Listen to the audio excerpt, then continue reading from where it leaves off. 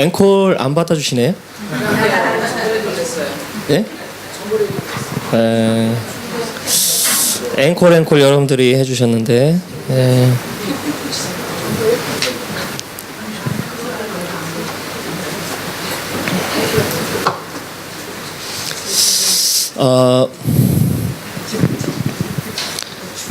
벌써 6번째 시간이 되었습니다.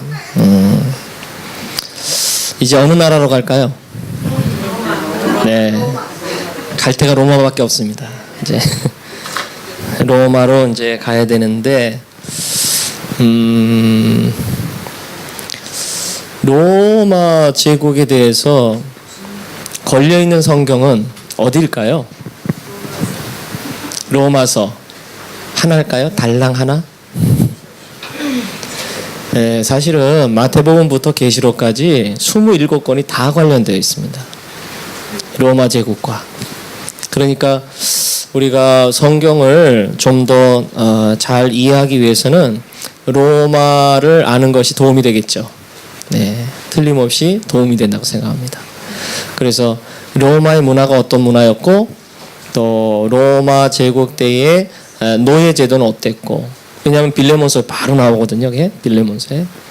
그리고 로마의 황제가 어떤 사람들이었는데 그 사람들이 어떠한 일을 했고, 그리고 로마 황제의 파송을 받아서 유대를 다스렸던 분봉왕이 있었고, 또 누가 있었죠? 총독이 있었죠. 네, 이러한 인물들이 어떤 황제와 어떤 관계를 갖고, 그리고 어떤 시기에 무슨 일을 했는가, 그리고 유대인들에게는 어떤 영향을 끼쳤는가 라는 것을 우리가 알아볼 수 있다면, 정리해 볼 수 있다면 굉장히 성경을 우리가 이해하는데 도움이 많겠다 그런 생각을 합니다. 예를 들어서 마태의 직업이 뭐죠? 시간부터 정해놓고 해야 되겠네. 지난주에 제가 생각해보니까 너무 길게 했더라고요. 날도 더운데. 그래가지고 오늘은 마지막이니까 화끈하게 해보자. 그래서 35분만 하겠습니다. 35분만 시간을 정해놓고. 좋죠? 더 짧게요? 무리입니다. 35분만. 그래서 지금 40분이니까 저 시계로 15분까지만 그렇게 하도록 하겠습니다. 마태의 직업이 뭐죠? 세리였습니다. 이것도 로마 제국과 관계가 있는 직업이죠. 그리고 사도 요한이 유배되었던 반모섬에서 채석장에서 일을 했던 거 여러분 아십니까? 그것도 이 로마의 그 황제에 의해서 또 그런 굉장히 어려운 일을 했던 그런 장면이 나옵니다. 그리고 사도 바울이 로마에 뭘 가지고 있었죠? 시민권을 가지고 있었습니다. 그리고 바울이 3차에 걸쳐서 로마 여행까지 하면 4차에 걸쳐서 전도 여행을 하죠. 전도 여행을 하는데 다 어디에 관련돼 있죠? 전부 다는 아니지만 대부분 로마의 제국과 다 연결되어 있습니다. 예를 들어서 이게 유대가 로마의 속국이었다라고 생각하면 거의 다 로마의 땅입니다. 로마의 땅을 누비면서 교회를 개척하고 또 말씀을 전하고 하는 그런 사역을 한 것을 알 수 있습니다. 그리고 예수님이 태어나시기 전에 마리아와 요셉이 베들레헴으로 뭘 하러 갔죠? 호적을 하러 갔죠. 그것도 로마 황제의 왕명을, 황제의 명을 따라서 간 거예요. 이따가 또 제가 설명을 하겠습니다만은. 그리고 예수님이 십자가에 처형을 당하신 것도 어느 나라의 법입니까? 로마의 습관, 문화를 따라서 십자가에 못 박아 죽으신 거예요. 예를 들어서 유대의 어떤 문화로 이렇게 죽는다고 할 때는 어떻게 죽죠? 유대 사람들은 아주 간단 심플하게 돌로 쳐 죽입니다. 그렇게 했잖아요. 근데 로마의 법을 따르느라고 십자가에 처형을 당하십니다. 근데 사실은 십자가에 매달려 죽으시는 것이 어때요? 구약에 다 예언되어 있는 말씀이에요. 예언되어 있는 말씀입니다. 시편 22편에 보면 어떻게 해요? 나무에 매달려 죽으시는 그 예수님의 모습이 벌써 이렇게 예언이 되죠. 그리고 이 옷을 어떻게 해요? 다 나눠 갖는다 라는 그런 내용이 나오죠. 그러니까 이런 걸 볼 때 우리가 그 로마 제국에 대해서 아주 전문가는 아니어도 그래도 간단한 개론적인 어떤 내용은 알고 성경을 우리가 들여다보는 것이 성경을 하나님의 그 마음을 이해하는데 도움이 되지 않겠는가 하는 것입니다. 오늘 아침에도 잠깐 말씀을 드렸듯이 로마 전에는 어떤 제국이었죠? 헬라였죠. 헬라 제국 그 제국이 마지막에 이제 막 그 왕조 4개로 나눠졌는데 그 유대와 관련된 왕조는 2개라 그랬죠. 프톨레미하고 셀류커스. 잊어버려도 됩니다. 잊어버려도 되고 생각 안 나도 되고 2개가 굉장히 예루살렘하고 그 관련이 있다라는 정도만 이렇게 기억을 하시고, 그리고 나서 이 셀류커스 왕조의 지배를 받을 때 유대인들이 엄청난 박해를 받았다. 근데 박해를 받다 막 그냥 열받으니까는 어떻게 해요? 유대인의 왕조를 다시 일으키잖아요. 그게 무슨 왕조다? 하시. 우리나라 하시는 아니지만 하스몬 왕조죠. 하스몬 왕조. 그래서 마카비 그 가족들이 이제 뭐라고 할까? 유대인들의 전통을 고수하고 다시 일으키고 율법으로 다시 재건하고 하는 그런 운동을 하는데, 그 하스몬 왕조가 80년을 지나갑니다. 80년을 하스몬 왕조가 쭉 지나가다가 이제는 그게 잘 지나갔으면 좋은데 막 뭐 뒤에 가면 갈수록 뭐 막 자꾸 싸웁니다. 서로가 내전이 막 몇 년이나 일어나고, 그러니까는 이 안티파스라는 사람이 이거 안 되겠다. 그래서 누구한테? 로마한테 자기 나라를 좀 대신 좀 해줘. 아우 얘네들 안 되겠어 하고 이렇게 줍니다. 그래서 로마의 속국이 되죠. 그래서 그게 주전 한 60년경 하스몬 왕조 다음에 이제 오게 되죠. 근데 이제 와서 그때서부터 이제 로마에 의해서 그러니까 유다가 이제 그 예루살렘 그 지방에 이제 자 이렇게 속국이 돼서 로마의 문화가 이제 이렇게 깊이 들어오게 됩니다. 로마가 주전 8세기부터 도시국가로서 시작을 하지만 이렇게 좀 뭐랄까 제국의 기반을 닦았다라고 하는 것은 율리어스 카이사르 때입니다. 여러분 그 성경에는 가이사라고 나오죠. 가이사. 그리고 또 우리가 세계 역사로는 시저. 그게 다 같은 이름입니다. 율리어스 카이사르, 율리어스 시저, 율리어스 가이사 다 같은 사람이에요. 그런데 이제 가이사가 이제 자기가 초대 황제는 아니었지만 제국의 어떤 기반을 딱 닦았을 때 동전을 만들었는데 동전에다가 자기 얼굴을 이렇게 넣었습니다. 형상을.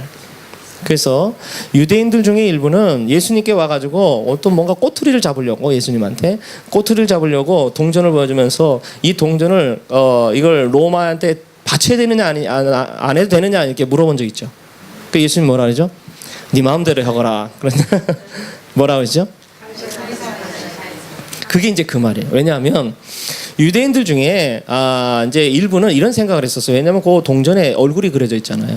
그러니까 얼굴에 그려져 있는 그 동전 그 얼굴에 예를 들어 세금을 내고 하면은 뭐예요? 그 얼굴에 그 동전에 그려져 있는 얼굴에 그 사람에게 뭐 하는 거예요?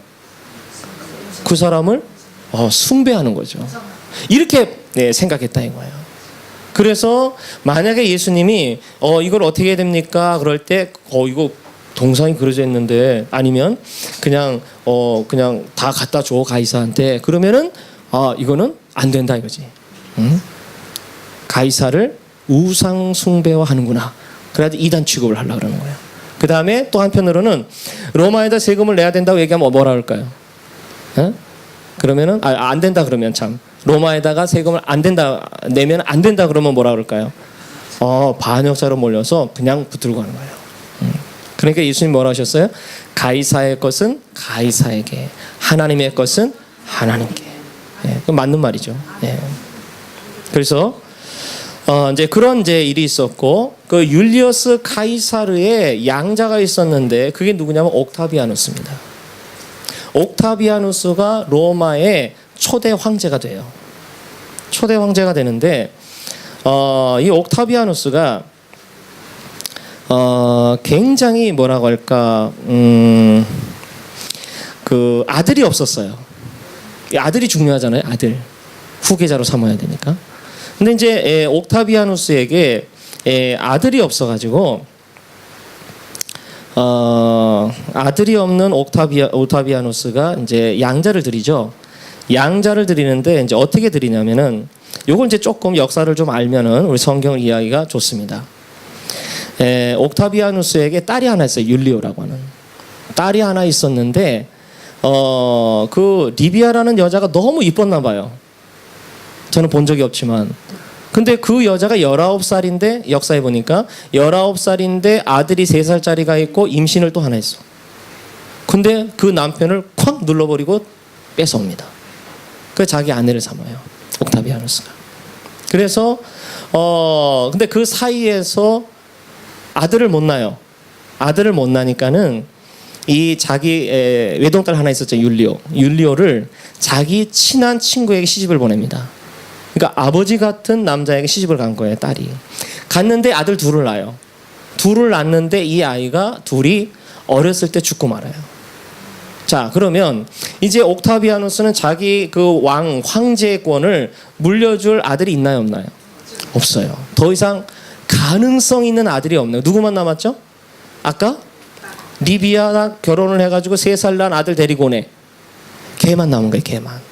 걔한테 안 물려주려고 막 이렇게 되고 저렇게 되는데 안 되는 거야. 일이 안 되니까 그 3살 난 아들이 이제 커가지고 그 아들에게 물려주려고 하는데 옥타비아누스가 또 어떻게 머리를 짜냐면은 자기 율리오 딸이 있었죠. 그 딸하고 결혼하라 그래요. 멀쩡하게 잘 살고 있는데 이 3살 난 아들이 커가지고 그 이름이 뭐냐면은 티베리우스입니다. 우리말 성경에는 디베리오라고 합니다. 티베리우스를 자기 딸하고 그냥 억지로 결혼을 시켜야 합니다. 근데 이 티베리우스가 자 한번 보세요. 정말 사랑하는 아내를 억지로 강요받아서 헤어졌습니다. 그리고 양아버지라고 하는 사람 맨날 엄격하게 굴어. 그러니까 마음이 어떨까요? 굉장히 힘들겠죠. 응? 너무너무 힘들게 살았던 이 티베리우스가 밖으로 스트레스를 해소하는 거예요. 어떻게? 폭력적으로. 그래서 티베리우스 별명이 뭔지 아십니까? 테러보 티베리우스래요. 막 엄청난 폭군이에요. 폭군. 그런데 이 티베리우스가 굉장히 그 뭐랄까 좀 정신적으로 이렇게 뭐랄까 이렇게 좀 은둔하고 이렇게 도망가려고 하는 그런 성향이 있었던 것 같아요. 왜 그러냐면 보통은 원로원들하고 같이 이제 의논을 해가지고 로마 제국을 이끌어가지 않았겠어요, 형제들이. 근데 이 티베리우스는 그렇게 안 했어요. 안 했대요. 어떻게 했냐면 저기 섬에 외딴 섬에 가가지고 거기에 숨어 있으면서 문서로 정치를 했대요. 문서로 써가지고 보내고 답장 오면 그래 이렇게 해 이런 식으로. 그러면 여러분 그게 어땠겠어요? 뭐 모르고 그냥 그 티베리우스 혼자 가만히 자기 시간 지내면은 좋았겠죠. 그러나 황제의 결제를 빨리 받아야 될 사람들은 어땠을까요? 애가 다 죽죠. 애가 다 죽어요. 그러니까 어떻게 정치적인 어떤 여러 가지 그 어려움들이 갑자기 생겼을 때, 그래서 이 그 황제의 결제를 받고 허락을 받아야 할 일이 생길 때는 막 너무나 답답하고 일이 어려워지는 거예요. 그리고 사실 우리가 대화를 할 때 어떤 그 커뮤니케이션 할 때 이렇게 얼굴을 보고 만나서 하는 게 쉬워요? 아니면은 안 보고 편지 써서 보내고 또 받고 이렇게 하는 게 쉬워요? 당연히 보고 얘기하는 게 빠르죠. 그리고 빨리 일이 해결되죠. 그런 문서 정치를 10년 넘게 했답니다. 티베리우스가. 그런데도 그렇게 문서 정치를 잘했대요. 네. 그러니까 굉장히 아주 뭐랄까 하나하나 아주 그 세밀하게 그리고 여러 가지 정치적인 상황을 자기가 처신을 잘했던 것 같아요.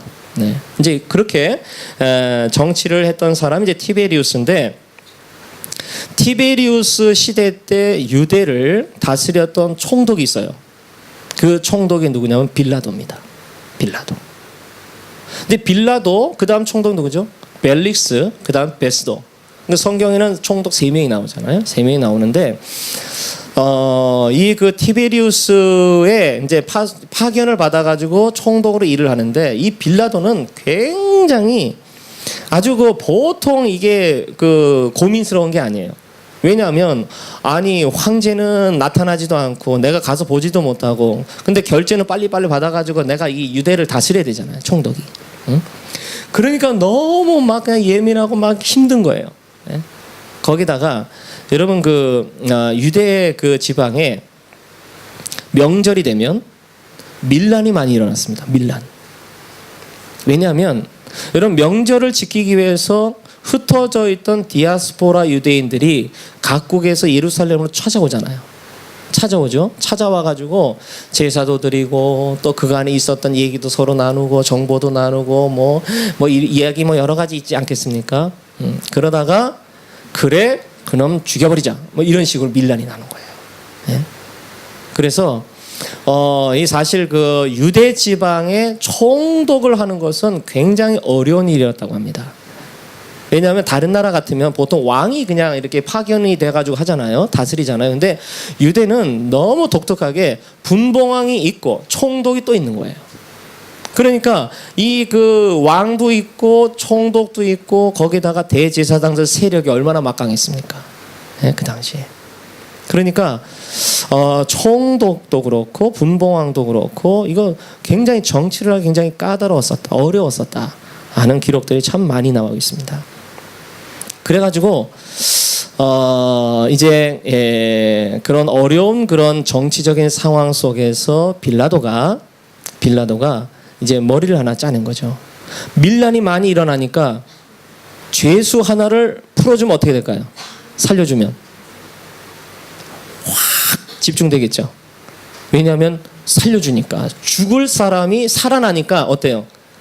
환성을 부르고 막 난리 나지 않겠어요. 예, 그래서 정치적으로 잠잠하게 밀란 발생할 것을 쫙 잠잠케 하기 위해서 빌라도가 총독으로서 그런 전례를 하나 만든 거죠. 그게 바로 오늘 본문에 나오는 내용들입니다. 자, 오늘 본문 한번 보실까요? 오늘 본문에 보면 15절 한번 보실까요? 27장 15절. 배터리가 다 27장 15절. 자, 찾으셨나요? 27장 15절. 자, 제가 한번 읽어드릴게요. 명절을 당하면 총독이 무리의 소원대로 죄수 하나를 놓아주는 전례가 있더니 그때 바라바라는 유명한 죄수가 있는데 이게 바로 그 장면입니다. 그러니까 총독이 그 막 뭐라고 할까 다른 나라에 살다가 온 그 명절을 지키기 위해서 온 유대인들의 밀란 발생을 억제하고 잠잠케 하기 위해서는 하나를 살려줘야 돼. 풀어줘야 돼. 인기를 얻으려면. 그런데 그것을 가지고 대제사장들 그 세력들이 막 몰려들어가 뭐라고 하죠? 내가 너희들에게 누구를 풀어주랴. 총독이 묻잖아요. 그랬더니 사람들이 모여가지고 뭐 누구라 그래요? 예수님 그랬나요? 바라바라 그러죠. 바라바라. 그런데 아무리 조사를 하고 물어보고 들여다봐도 총독에게는 예수님이 죽을 죄를 지은 게 하나도 안 보이는 거예요. 그래서 나중에 총독이 뭐라 그러죠? 손을 딱 씻으면서 나는 모르겠다. 그러잖아요. 나는 모르겠다. 니네들이 다 알아서 해라. 나는 죄 없다. 이런 얘기죠. 그러면서 사실은 그 6월절 때 예수님 돌아가셨잖아요. 6월절. 예수님의 공생애를 시작을 하셔서 첫 번째 공생애 때 시작돼 가지고 두 번, 세 번, 네 번째 공생애 때 십자가에 처형당하시죠. 그러니까 공생애 기간 동안 6월절을 4번 지키시는 거예요. 그러니까 6월절에 어린 양으로 오셔서 6월절에 어린 양으로 십자가에 매달려 죽으셨습니다. 그런데 그때에 자 빌라도는 어땠습니까? 그 6월절을 자기의 인기를 조금 올리고 그리고 밀란을 어떻게 해요? 잠잠케 하려고 하는 기회로 삼았죠. 예, 사람들이 그쪽으로 다 신경 쓰니까. 그리고 대제사장들 세력은 어떤 기회를 삼았죠? 6월절을 예수님을 죽이는 기회로 삼았습니다. 그런데 우리 예수님은요, 사실은 이 총독이라든가 이 대제사장들 세력보다도 예수님의 훨씬 더 수준 있게 멀리 내다보시면서 유월절을 사용하셨어요. 왜 그런지 아십니까? 여러분, 유월절 때 왔다가 유월절 명절이 끝나면 사람들 다 돌아가겠죠. 세계 곳곳에 살던 유대인들이 돌아왔다가 유월절에 있었던 일들을 가지고 돌아가잖아요. 그러면 어떻게 되는 거예요? 십자가 사건이 다 전 세계적으로 다 증거되는 거죠. 다. 할렐루야. 이게 하나님이 하신 거란 거예요. 하나님이. 그래서 사람들이 여기에서 아니 예수님 저렇게 힘이 없어 나 약해 아이고 나 괜히 믿었네 이렇게 말하고 있을 때에 예수님 뭐라 하시냐면 천사 12군단이라도 내가 못 부를 줄 아느냐 그러셨잖아요. 이게 바로 그 장면이거든요.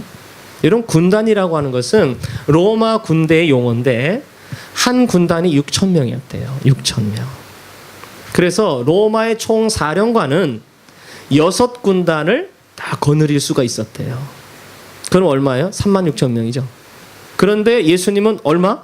12군단. 로마의 총사령관의 몇 배? 2배를 예수님이 천사들을 호령하면서 대동하실 수 있는 그런 권한이 있는 분이라는 거예요. 다시 말해서 예수님이 힘이 없어서 그렇게 안 한 것이 아니고 뭐예요?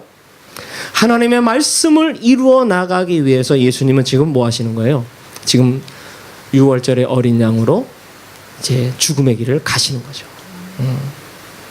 여러분 지금 성경 안에서 그리고 이 세상의 그 역사가 돌아가는 모든 현상 하나하나가 어떻게 보면은 우리가 이해 안 되는 부분 굉장히 많잖아요.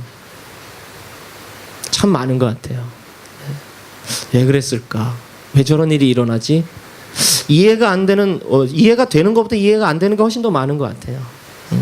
물론 나중에 일이 지나고 나면 조금 이렇게 이해가 되는 그런 경우도 없지 않아 있습니다만은 굉장히 그 당시로는 정말 저게 왜 저렇게 일이 됐을까 그런 그 알 수 없는 일도 좀 꽤 있는 것 같아요.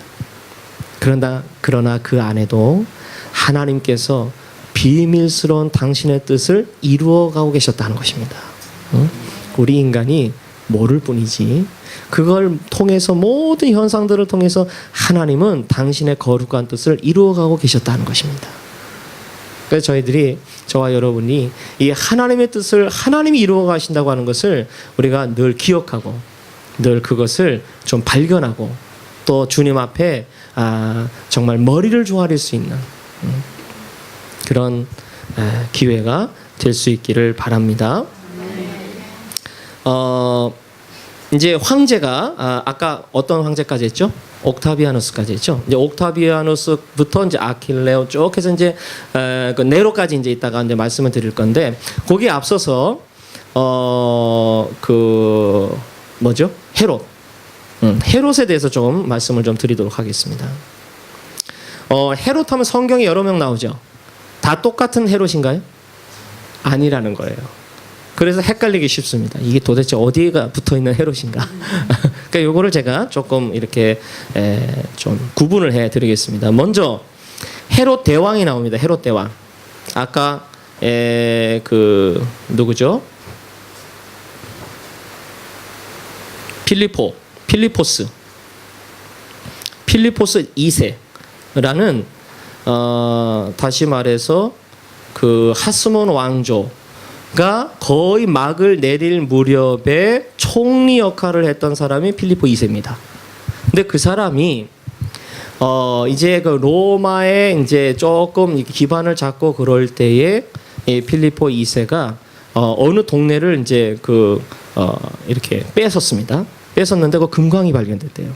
그래서 여기는 내 이름을 붙여서 도시를 만들어야겠다. 그래서 필리포라고 이름을 붙였대요. 필리포. 그래서 우리말 성경에는 빌립보라고 나온 거예요. 빌립보. 그래서 거기에 예수님이 사도 바울이 거기 어떻게 했죠? 거기서 유럽의 첫 교회를 거기다가 개척을 하잖아요. 그래서 두 번째 그 전도 여행을 하면서 빌립보 여행을 개척하고 그리고 거기에서 사역을 하고 아주 굉장히 우리가 빌립보 감옥 생각나죠? 빌립보 감옥에서 간수했던 사람들이 예수님께 돌아오고 그러잖아요. 그리고 루디아 자주장사 루디아가 나오고. 근데 그런 교회가 세워지는 곳이 이제 빌립보인데 필리포스 2세가 그 도시 이름을 만들었다. 이름 명명했다. 이제 하는 얘기죠. 그런 다음에 이제 헤롯이 이제 여러 명이 나오는데 헤롯 대왕이 대왕부터 이제 말씀을 드리겠습니다. 헤롯 대왕.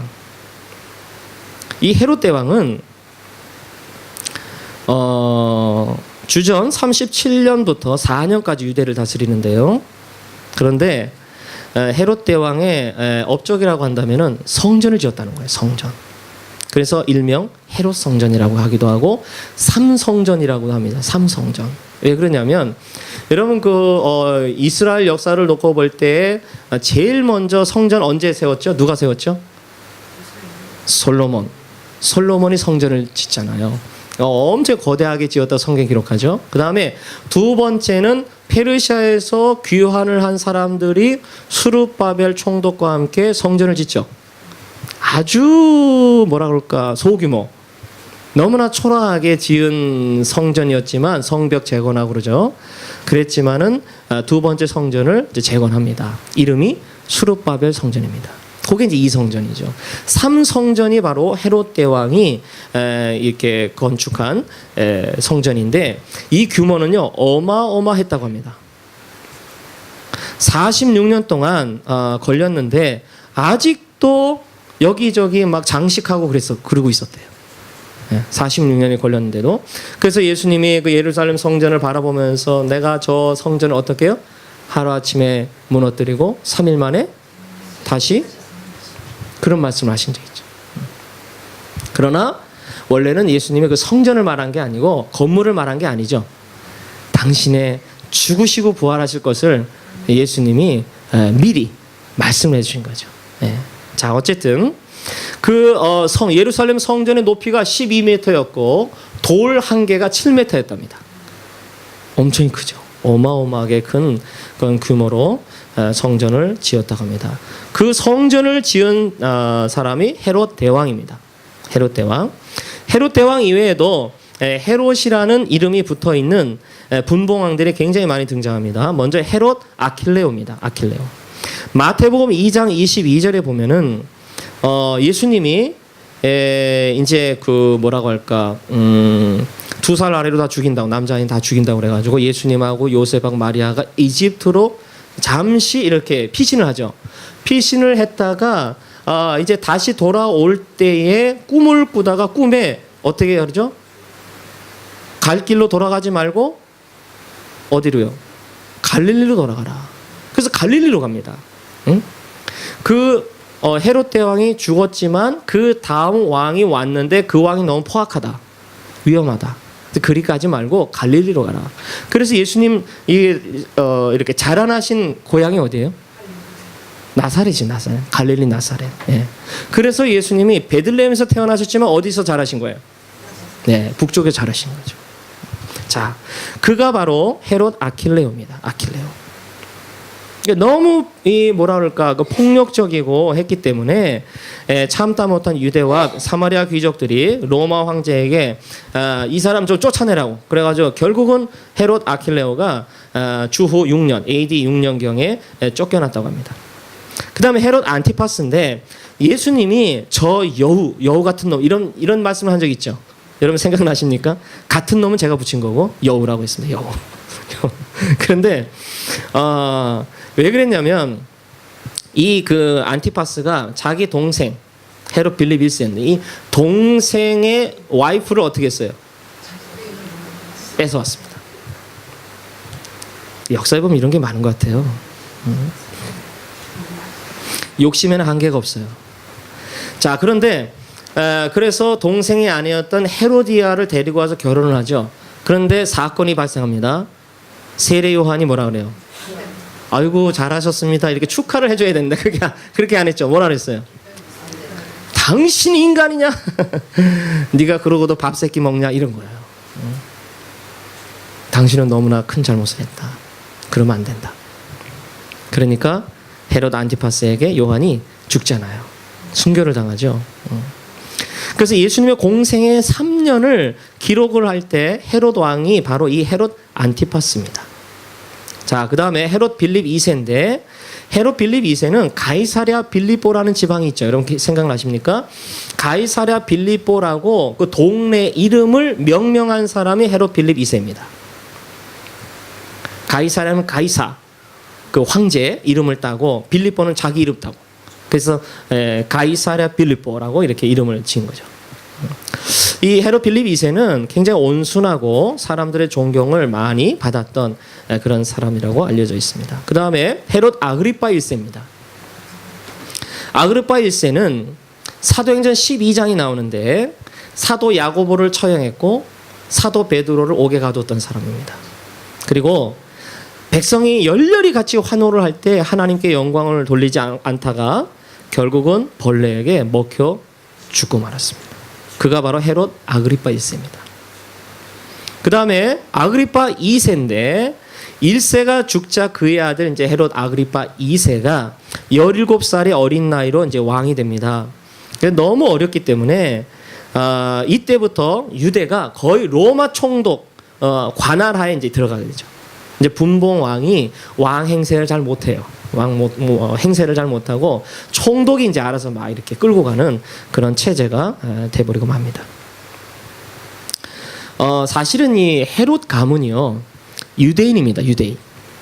원래는 유대인이 아니었어요. 그 이두메 족속이라고 에돔 족속 이렇게 그 예루살렘 밑에 쪽에 보면은 바닷가 그 위에 지역이 바로 위치가 거긴데 여러분 그 제가 5절에 말씀드렸듯이 그 셀류코스 왕족 그 헬라 제국이었을 때 많이 핍박을 받았죠. 유대인들을 막 그냥 헬라 문화로 막 유대교 다 버리고 헬라 문화를 다 가져라 강제로 막 핍박을 받았잖아요. 핍박을 받았을 때 이 그 셀류코스 왕조의 그 왕이 이제 그 이두메까지 가서 너 죽을래 유대교 버릴래 이런 거예요. 죽지 않으면은 헬라 문화로 오지 않으면은 너는 다 죽인다. 이랬던 동네가 바로 이두메입니다. 에돔 족속. 바로 이 그 헤롯이 이두메 족속이에요. 다시 말해서 이 헤롯이 나도 유대인이야라고 말하는 근거가 바로 여기 있는 거예요. 원래 유대인은 아니었지만 유대교로 이렇게 바꾼 거죠. 바꾸어서 살아남았던 그 자손들이 바로 이 그 헤롯 왕가들이었습니다. 자, 그 다음에 아까 그 첫 번째 그 로마 황제가 누구였다 그랬죠? 옥타비아누스입니다. 옥타비아누스. 그 다음 두 번째 황제는 누구요? 티베리우스. 그래서 티베리우스가 굉장히 그 문서 정치하면서 그렇게 빌라도를 총독으로 유대에 파견했다 이제 이런 말씀을 드렸죠. 뭐 그 사이에 사실은 뭐 여러 가지 에피소드가 많이 있는데 이걸 다 얘기했다간 또 너무 안 될 것 같아서 오늘은 약속을 했으니까 넘어가도록 하겠습니다. 자, 그 다음에 티베리우스가 왔죠. 그 다음에 티베리우스가 온 다음에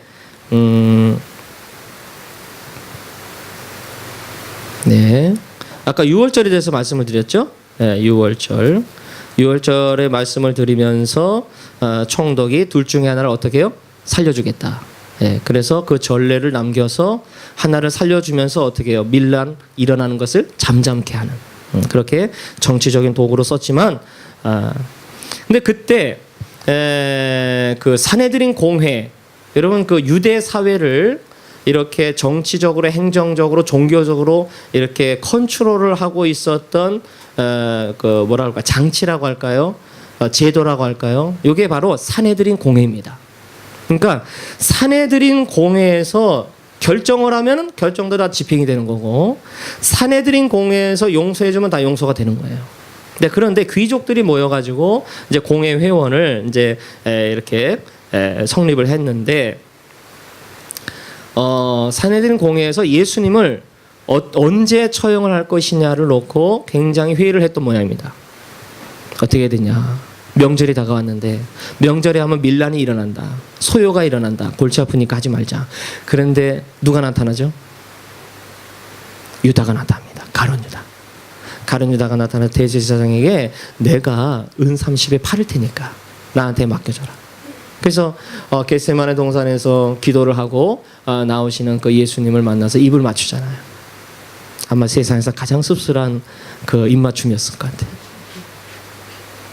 가룟 유다가 입맞춤을 하면서 그것을 신호로 그 로마의 군병들이 군사들이 막 달려들어가지고 예수님을 잡아가잖아요. 그래서 원래는 명절 때 이렇게 큰 일을 안 만들려고 그러죠. 예, 어려움이 있을 것 같으니까. 그런데 가룟 유다가 나타나가지고 명절 때 6월절에 어린 양으로 돌아가시는 약속이 다 참 절묘하게 안 될 것 같은데 다 되죠. 예, 어긋날 것 같은데 그대로 이루어집니다. 예, 하나님께서 하나하나 천사를 보내셔가지고 그 장면 하나하나를 말씀에 약속하신 대로 다 이루어 주십니다. 예. 그러니 하나님이 진짜 왕 아닙니까? 하나님 진짜 왕입니다. 성경을 보면서 하나님이 진짜 왕이구나 이 사실을 발견을 해야 됩니다. 하나님이 내 인생도 붙들고 계시는구나. 하나님이 당신의 거룩한 나라를 우리를 통해서 이루어 가시는구나. 내가 아무리 흙탕 속에 버려져 있는 것 같은 그런 정말 만신창이 같은 그런 인생을 산다 할지라도 내가 주님만을 붙들고 살고 지나간다면 하나님께서 내 인생을 통해서 하나님의 나라를 이루어 가신다. 이런 확신과 비전을 갖고 저와 여러분이 앞으로도 더 충성스럽게 주님의 나라를 섬기며 나아가기를 소원합니다. 자, 그 다음에 가룟 유다 얘기했죠. 다 하고 자, 세 번째, 첫 번째 황제가 누구였다 그랬죠? 옥타비아누스. 두 번째는 티베리우스. 세 번째는 칼리굴라. 칼리굴라는 성경하고 물론 이제 여러 가지 로마의 사도 바울이 로마 황제의 청구권, 내가 황제하고 좀 소당을 하고 싶다라고 이렇게 좀 청구를 할 수 있는 이유가 바로 이 칼리굴라 황제에게 있어요. 근데 이걸 얘기를 하려면 좀 더 기니까 일단 그 정도만 제가 말씀을 드리고요. 네 번째 황제는 글라우디오입니다. 글라우디오. 이 글라우디오는 50세의 황제가 되었다고 하는데 학자 출신입니다. 원래 정치를 했던 사람이 아닌데 학자로 연구를 하다가 50세의 황제가 된 인물이에요. 그러니까 옆에 정치적인 어떤 뭔가 도와줄 인물이 있을까요? 없을까요? 없겠죠. 정치적인 배경이 없는데 갑자기 황제가 되어버렸으니까. 그러니까 이 글라우디오가 기독교인 노예 출신 3명을 데리고 그 사람들의 도움을 받으며 비서의 역할을 맡깁니다. 그 중에서 이제 나르키소스, 팔라스, 말리스투스 이런 아주 굉장히 유능하고 재능이 있고 신앙이 좋은 3명이 이 황제를 옆에서 보필을 했다고 합니다. 그 중에서 팔라스가 좀 얘기를 좀 해야 되는데, 왜냐하면 이 글라우디오스가 4번째 결혼을 하는데 이 와이프를 이렇게 소개한 사람이 누구냐면 이 팔라스입니다. 팔라스. 근데 이제 4번째 결혼을 하는데 그 상대가 누구냐면 네로의 엄마예요. 네로의 어머니. 네로의 어머니가 와가지고, 근데 작은 아버지예요. 이 글라우디오스가 작은 아버지한테 시집을 오는 거예요. 와가지고 네로를 데리고 와서 결혼을 했는데 이 네로 엄마 여자가 얼마나 악독한지, 자기 남편, 작은 아버지이자 자기 남편 그리고 가족들 다 죽입니다. 다 죽이고 자기 아들을 딱 16살 단 네로를 딱 왕으로 세워요. 응? 왕으로 세웠는데 이 엄마가, 네로 엄마가 아그리피나인데 이 아그리피나가 모르는 게 하나 있었어요. 네로가 누구 피를 이어받았겠어요? 엄마 피를 이어받죠. 똑같이 엄마를 해결해요.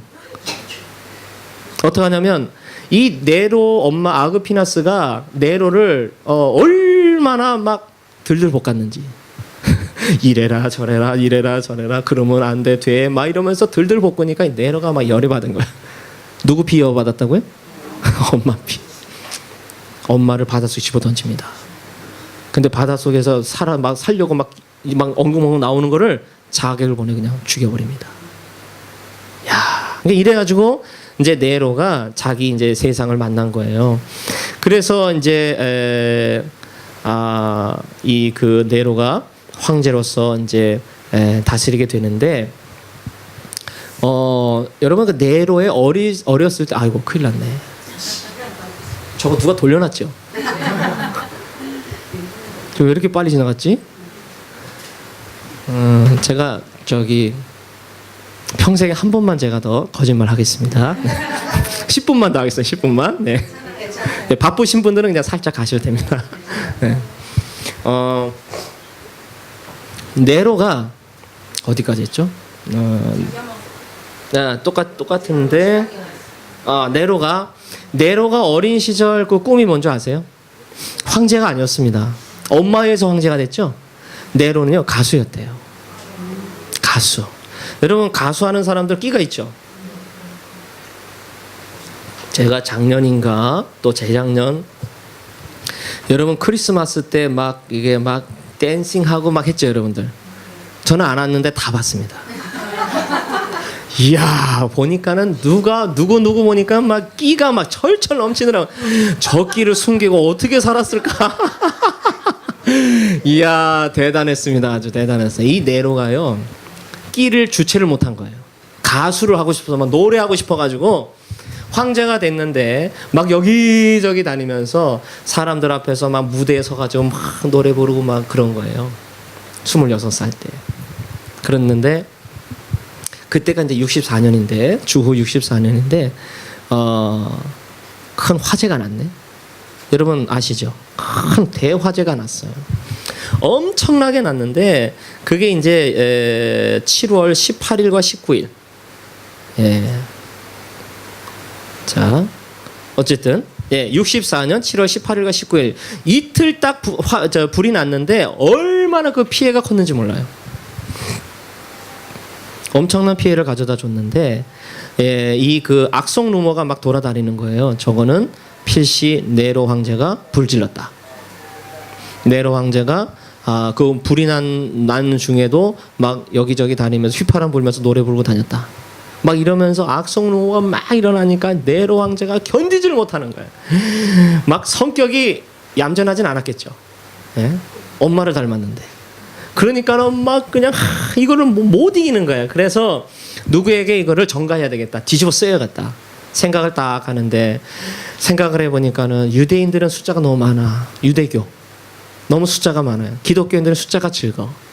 게다가 뭐 성찬식을 하면서 뭘 먹는다고요? 사람의 살과 피를 마시고 먹는다는 그런 소문이 돌잖아요. 그러니까 이 기독교인들한테 확 뒤집어 쓰이는 거예요. 씌워가지고 그때서부터 본격적인 박해가 시작됩니다. 야, 이 기독교인들 다 잡아들여라. 다 죽여. 이래가지고 그때만 해도 한 300명 정도의 순교자가 났다고 합니다. 야수, 이 그 막 맹수 있잖아요. 맹수의 모피를 뒤집어 쓰게 해가지고 개에게 물려서 찢겨 죽이게 하고 십자가에 붙들어 매가지고 막 불에 이렇게 태우도록 잘 만들어가지고 밤에 등불 대신 불 태웠답니다. 네. 이때부터 공식적인 박해가 시작이 되었답니다. 그래서 로마 제국의 박해는요. 이때부터 64년부터 주후 313년에 그때 이제 콘스탄틴 대제가 기독교를 공인하죠. 국가의 종교로 인정을 해줍니다. 그 전해까지 박해가 말도 없이 일어났습니다. 여러분 그 스파르타쿠스의 난이라는 그 영화 보셨습니까? 저는 이걸 보면서 영화를 조금 이제 유튜브에 보면 다 나오거든요. 얼마나 재밌는지 몰라요. 예. 스파르타쿠스의 난 이런 걸 보면은 정말 로마 시대 때 그 어떤 그 싸움들, 전장 이런 것들을 우리가 엿볼 수가 있습니다. 자, 이제 네로 시대 때는요 바울 사도 베드로가 순교했고요. 도미티아누스 때는요 클레멘트 또는 사도 요한 이런 사람들이 순교를 했습니다. 그리고 트라이아누스 때는 이그나티우스, 시몬, 소지무스, 루푸스라는 아주 훌륭한 기독교인들이 많이 순교를 해야만 했습니다. 뭐 이 외에도요 마르쿠스 아우렐리우스 황제 이름입니다. septimus 세베루스, 그 다음에 막시미누스, 그리고 데키우스, 발레리안, 디오클레티안, 갈레리우스.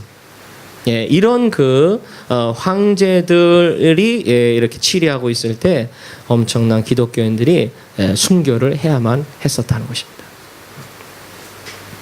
제가 며칠 전에 일본에서는 아주 드물게 물고기 이렇게 달고 다니는 거 있죠. 차에. 여러분 달고 다니십니까?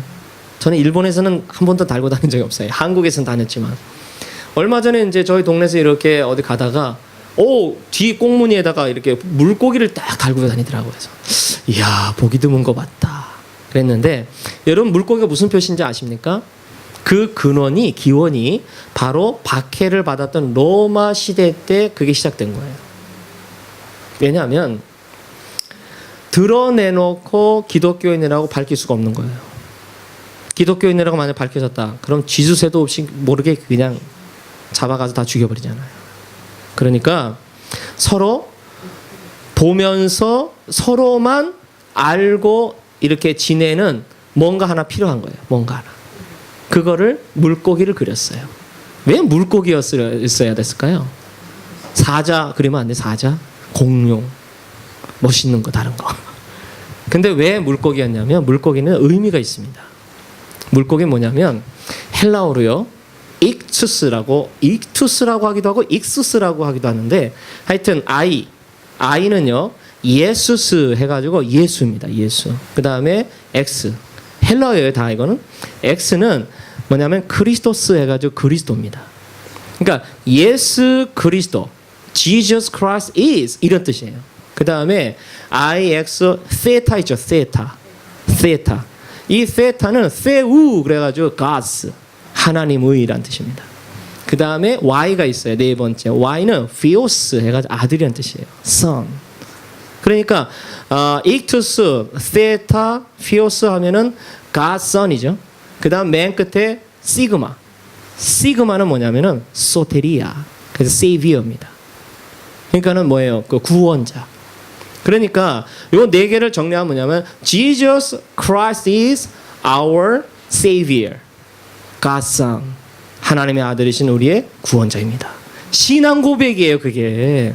물고기 통통하게 살찌게 만들어가지고 먹고 싶어서 그려놓은 게 아니고 그걸 보면 저 사람도 나와 같은 신앙인이구나. 내가 믿는 예수도 저 사람도 고백하는구나. 그래서 서로를 도와주고 서로를 함께 커뮤니케이션을 하면서 피해 살았다는 얘기예요. 이게 바로 로마 제국 치하에 있었던 그리스도인들의 어떤 너무너무 아주 힘든 그리고 신앙 고백을 엿볼 수 있는 그런 모습이었다는 거죠. 그러다가 로마가 주 4세기에 동서로마로 나뉘죠. 그래서 서로마는 476년경에 멸망하고, 그 다음에 동로마는 1453년 오스만 투르크에 의해서 멸망을 당했습니다. 자, 복습을 해보면 아시리아는 혼혈 정책했죠. 512년이나 있었는데, 그 다음 바벨론은 교역 정책했죠. 바벨론 몇 년? 한 70년. 그 다음에 페르시아는 관용 정책했죠. 페르시아는 몇 년? 몇 년 있었죠? 216년 정도 되죠. 그 다음에 헬라는 한 188년인데, 헬라는 어떤 정책을 했죠? 헬라도 굉장히 융화 정책을 했습니다. 이렇게 뭐라죠? 포용하는, 감싸주는. 그 다음에 로마도 관용 정책을 했습니다. 관용. 동전을 만들면 한쪽은 로마 황제 그림을 그려놓고, 얼굴을 그려놓고, 반대편에는 관용이라고 썼다고 합니다. 관용. 그러나 그렇게 아무리 관용을 해도 어때요? 제국주의적으로 세계를 하나로 이렇게 통합할 수 있을까요? 그거는 어느 나라가 통합을 한다고 해도 그건 불가능한 일입니다. 왜냐하면 내 것이 있으면 내 것이 있고, 내 것이 마음에 안 들면 어때요? 내 것으로 막 뺏어버리잖아요. 그게 바로 제국주의죠. 그게 바로 인간 아닙니까? 그게 인간입니다. 그래서 사실은 출애굽기 19장인가요? 제사장의 나라, 하나님께서 이스라엘 백성들에게 허락하신 제사장의 나라라는 이 사명은 이스라엘 백성들, 예전에 받았던 이스라엘 백성들뿐만 아니라 지금도 앞으로도 정말로 이 제사장의 영적인 직분을 받은 우리가, 저와 여러분들이 앞으로도 계속해서 예수 그리스도를 통해서 하나님의 백성으로 만들어가는 그런 제사장의 직분, 사명을 감당하는, 그것만으로 뭘 만들어요? 세계 하나를 만들 수가 있는 거예요. 쉽게 얘기해서 예수 그리스도라는 이름으로 세상을 하나로 만들 수 있는 것이지 다른 어떤 것으로도 하나가 될 수가 없는 겁니다. 우리하고 일본하고 하나가 될 수 있나요? 없나요? 어떻게 없나요? 없다 그러시네. 없습니다. 절대 없습니다. 어렵죠. 너무 어렵습니다. 그러나 가능한 길이 있어요. 아니, 유일한 길이 있어요. 뭡니까? 예수 그리스도를 통해서 하나가 되는 겁니다. 할렐루야. 저 여러분이 예수 그리스도를 통해서 이 제사장의 나라, 하나님의 거룩한 나라를 이루어가는데 정말 지난주까지 걸어왔던 것보다는 조금 더 우리가 영적인 철이 조금씩 더 나서 하나님 앞에 영광 돌리며 저와 여러분들도 자신들이 하나님 앞에 내가 신앙생활 이렇게 행복하구나, 정말 기쁨이 충만한 가운데 신앙생활을 해나갈 수 있기를 주님의 이름으로 축원합니다. 한번 따라서 합시다. 하나님의 백성이 된 것이 너무 기쁘다. 또 하나는 동경연합 장로교회에 나오게 되어서 너무 기쁘다. 네, 함께 신앙생활을 한다는 것이 너무나 이게 큰 복입니다. 네, 서로가 서로를 더욱더 은혜와 사랑으로 섬기고 그리고 정말 주님께 영광 돌리는 귀한 우리 교회와 여러분들 신앙생활 될 수 있기를 축원합니다. 네, 기도하겠습니다. 하나님 아버지, 은혜를 감사합니다. 저희들을 그 억만 죄에서 예수 그리스도